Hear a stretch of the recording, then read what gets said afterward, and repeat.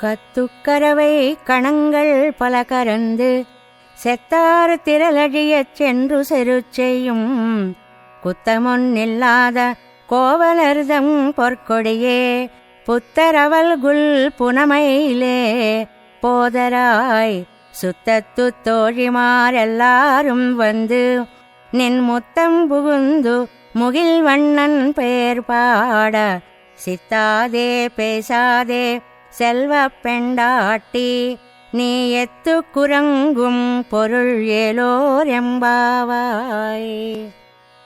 కులవతి, రూపవతి, గుణసతి అయినటువంటి గోపికని లేపుతున్నారు ఈనాటి పాసురంలో. ఈవిడ శ్రీకృష్ణుడే నన్ను పొందడానికి వ్రతం చెయ్యాలి అని నిర్భయంగా పడుకొని ఉన్న గోపిక. ఈవిడ వంశంలో పెద్దలు కర్మనిష్ట కలిగిన వాళ్ళు, తమ ధర్మం పశుపోషణమే అని నమ్మినవారు కూడా. ఈ గోపిక తన దివ్య మంగళ విగ్రహ సౌందర్యంతో అందరినీ ఆనందింపచేయగలిగిన గోపిక.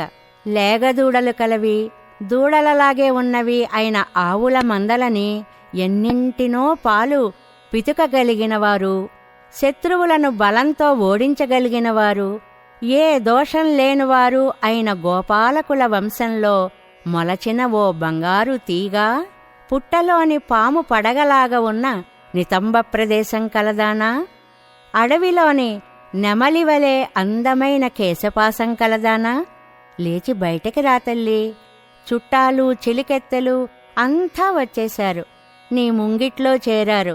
నీలమేఘశ్యాముడైన శ్రీకృష్ణుని నామాలు కీర్తిస్తున్నారు, వినబడడం లేదా? అయినా ఉలకకుండా పలకకుండా ఎలా ఉన్నావు తల్లి?